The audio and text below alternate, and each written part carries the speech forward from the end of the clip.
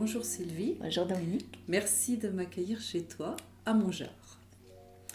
Alors Sylvie, tu es une actrice de cabaret avant tout, ou bien actrice... Comment est-ce qu'on définit ce type d'actrice particulière, artiste pluridisciplinaire, Voilà. puisque je fais pas mal de choses. Alors déjà, depuis combien de temps?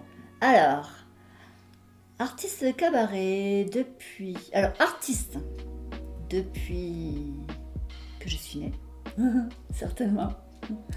Artiste, ce que j'ai chanté après dans différents groupes quand j'étais ado, des groupes de rock, des groupes de blues. Ensuite, avec les oreilles fragiles que j'ai, je ne pouvais plus me permettre d'avoir le son fort dans les oreilles. Donc j'ai choisi le jazz qui était plus calme, plus doux pour les oreilles. Et ensuite, j'ai rencontré Lisa, avec qui on a monté notre duo des Anges Bleus.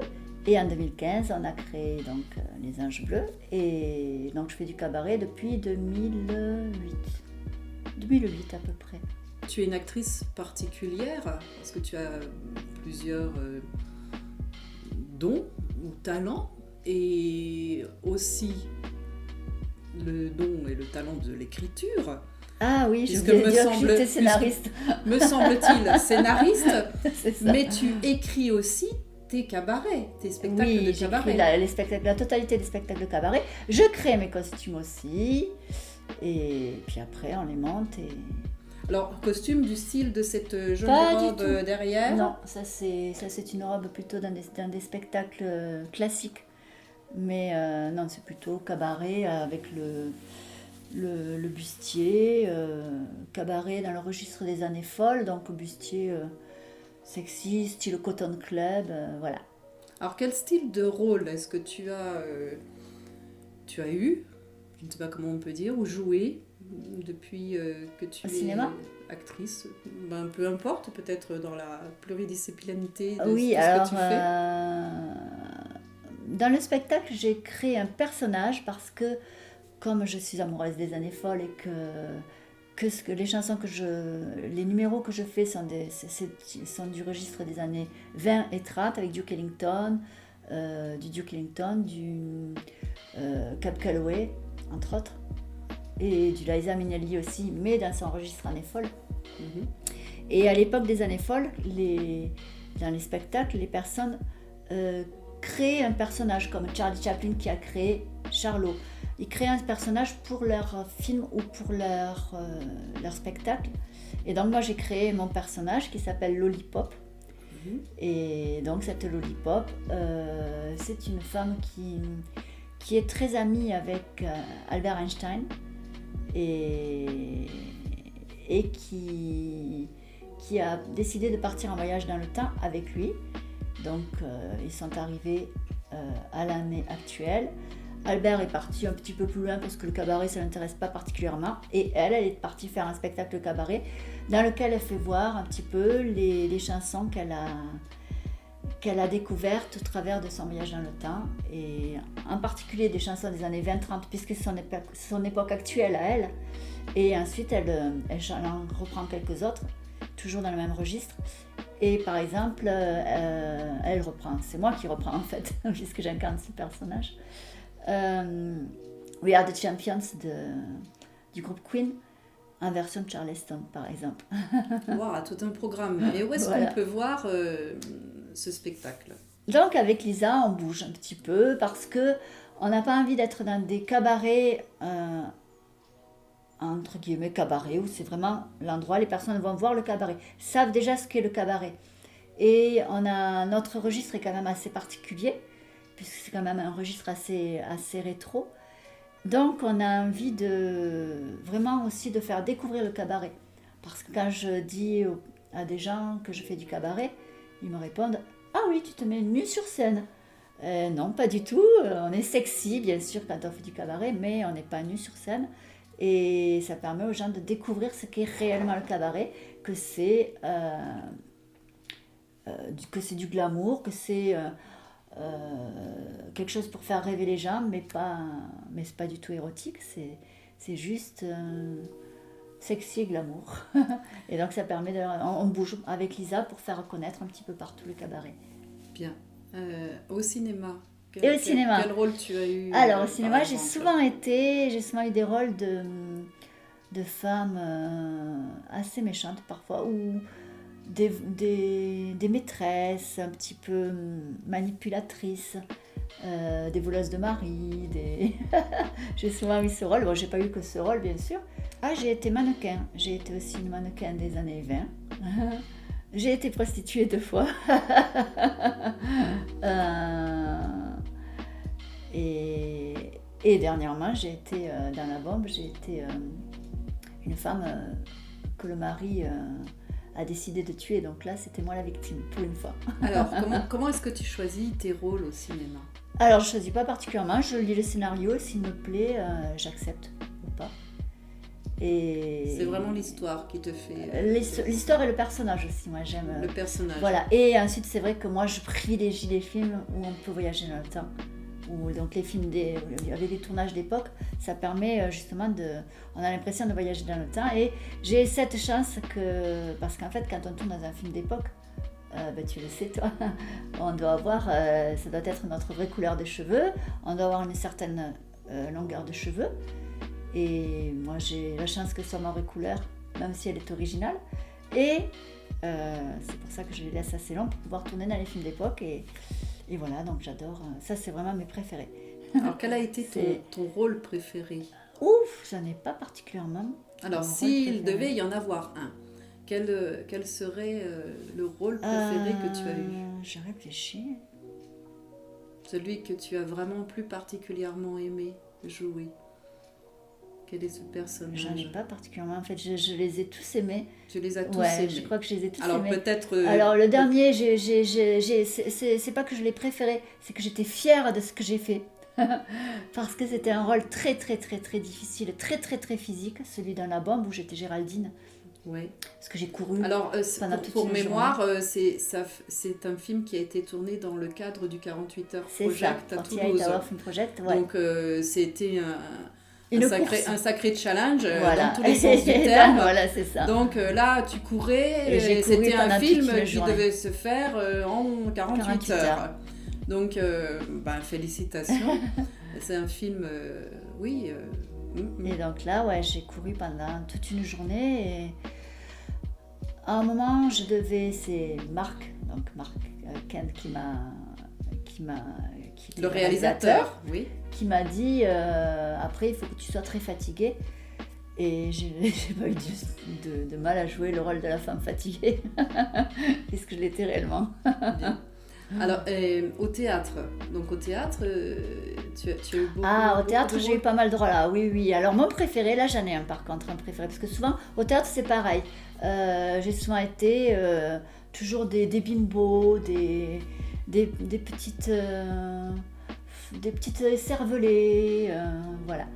Et j'ai eu un rôle, alors celui-là, j'étais pas ni une bimbo ni une cervelée, celui-là je l'ai adoré. Alors ça s'appelait l'acteur masqué, alors j'avais contribué à l'écriture de la pièce. Bien. Et donc là j'avais le rôle principal avec un autre comédien, où on était un couple marié, on était des comédiens, alors ça se passait au 19e siècle. On était des comédiens qui avaient joué des tas de personnages, qui avaient joué du Shakespeare. Donc on était des personnages qui avaient joué du Shakespeare, qui avaient joué du Racine, enfin des pièces classiques.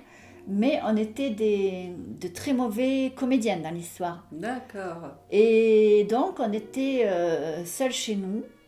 Et c'était un manoir assez angoissant qui pouvait être hanté. Enfin, on peut s'imaginer qu'il était hanté.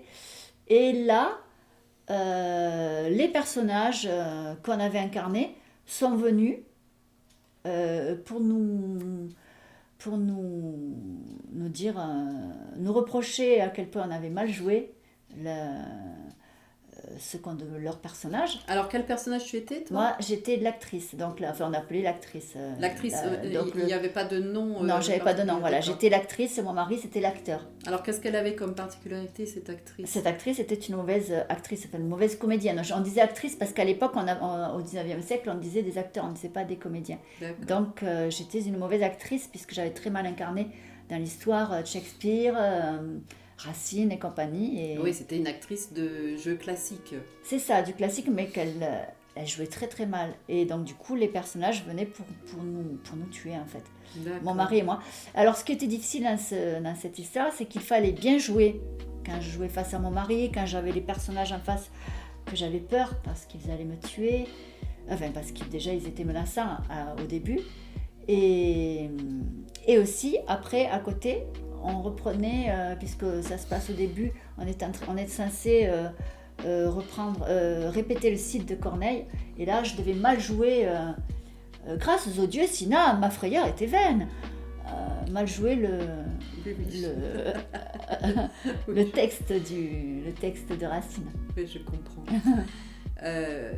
Est-ce qu'on peut parler du rôle que tu as joué dans La Douleur, un des films, ah oui, j'avais oublié celui-là. Un des films récents ouais, on l'a tourné à l'actualité. En 2017.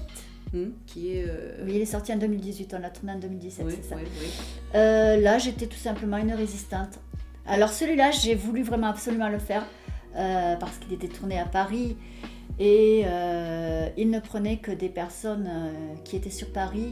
Et là, je leur ai expliqué la situation et ils m'ont malgré tout prise pour le rôle parce que je voulais absolument y tourner parce que je suis d'origine allemande et mes grands-parents étaient résistants, donc des résistants allemands qui ont quitté leur pays, qui ont une partie de la famille qui se sont fait massacrer par les SS et qui sont partis depuis l'Allemagne jusqu'en France à pied.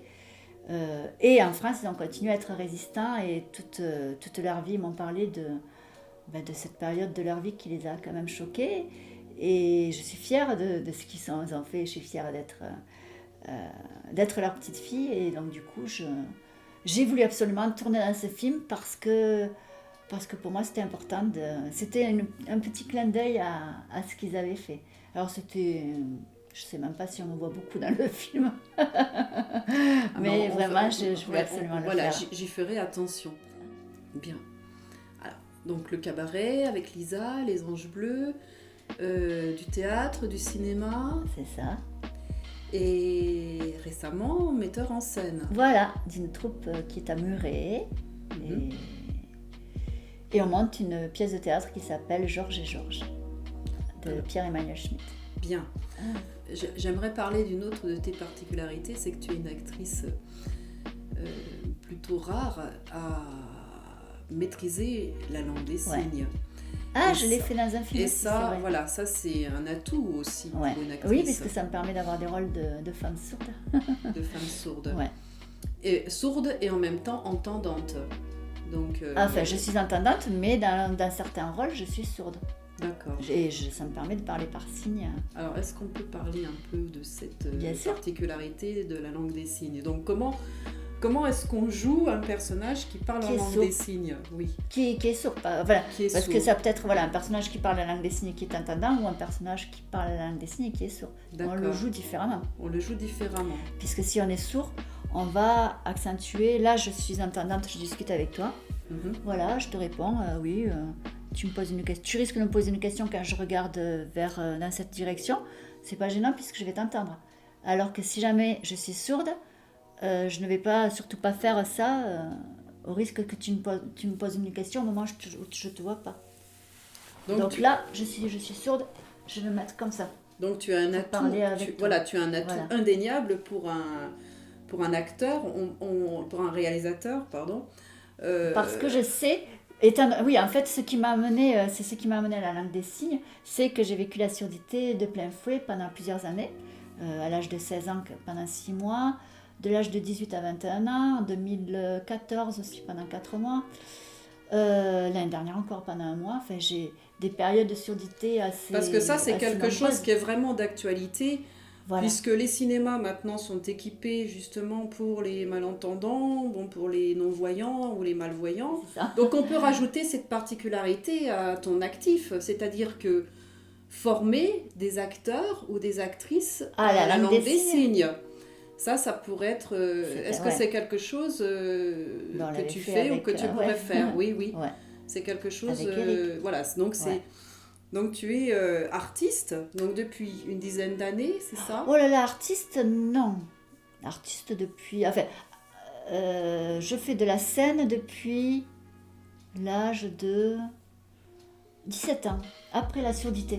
En fait, j'ai été sourde pendant 6 mois. Après, on met du temps à s'en remettre parce qu'on ne réentend pas d'un coup, tout de suite, complètement bien. Petit à petit, on va réentendre, ça va monter progressivement jusqu'au moment où on réentend à peu près bien. Et à 17 ans, je me suis rendu compte à quel point la vie était difficile et qu'elle pouvait changer d'une seconde à l'autre, puisque moi, c'était suite à des otites, mastoïdites. Donc, c'est quand même, ça peut arriver n'importe quand. Et à chaque fois que j'ai été sourde, c'est toujours à cause de ça, d'otite et de mastoïdite. Et donc là, à 17 ans, je me suis dit, peut-être que tu vas redevenir sourde et que là, ce sera à vie.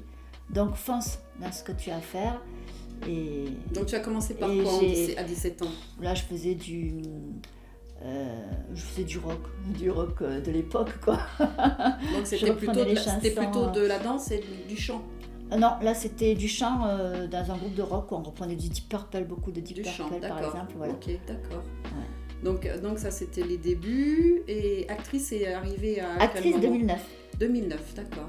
Ok. Ouais. Bon, donc une vie... Première fois, oui, c'était la figuration. Mhm. Et puis après, 2009, et quelques mois après, j'ai eu mon premier rôle. Qui n'était pas un premier rôle, qui était un second rôle. Donc, j'ai démarré après, d'un coup. Donc aujourd'hui, si on pouvait définir, si tu pouvais définir le rôle idéal, quel serait-il pour toi? Un rôle idéal.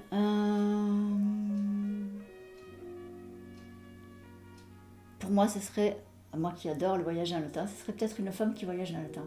Mhm. Et ça me permettrait justement de parcourir, mon personnage irait dans différentes périodes.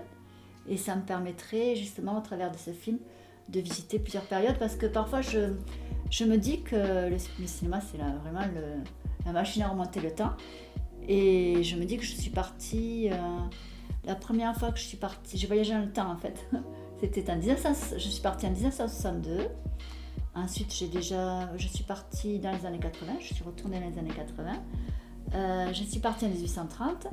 Je suis partie dans les années folles. Je suis partie durant la guerre 39-45, en 42. Donc ça serait le rôle. Ça serait un rôle qui regrouperait toutes ces époques. Plein de périodes, peut-être. parce qu'en fait, Voilà. parfois je me dis, j'ai visité cette période, j'ai pas visité celle-là, j'aimerais bien la visiter. Bien.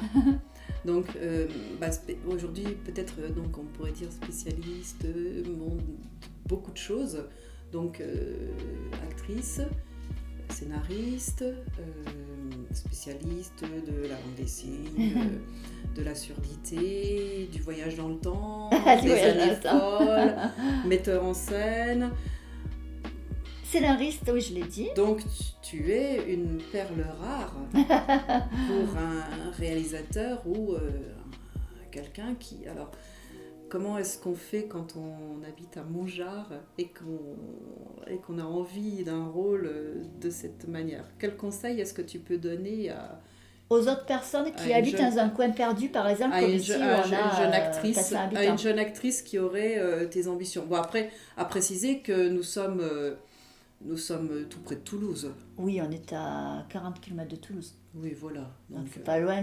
Voilà. Moi, personnellement, je préfère habiter ici parce que, justement, pour l'écriture, c'est beaucoup plus agréable, puisque là, on n'entend pas de voiture. Parfois, il y a un tracteur qui passe, mais c'est pas gênant. Donc, ça me permet de bien me concentrer sur le travail d'écriture que je fais, ou de création de spectacle, ou de mise en scène. Ça me permet vraiment d'être plongée dans mon histoire. Et si j'habitais à Toulouse, ce serait pas pareil. Je serais dans mon histoire, une moto passe, ça y est, où est-ce que j'en suis, je sais plus où j'en suis. Donc ça, c'est un un juste milieu. Pour moi, c'est intéressant parce que Voilà. c'est à côté de Toulouse et en même temps, c'est mon petit nid douillet dans lequel je peux me permettre d'être chez moi, ailleurs, dans mon ailleurs. Voilà, c'est ça.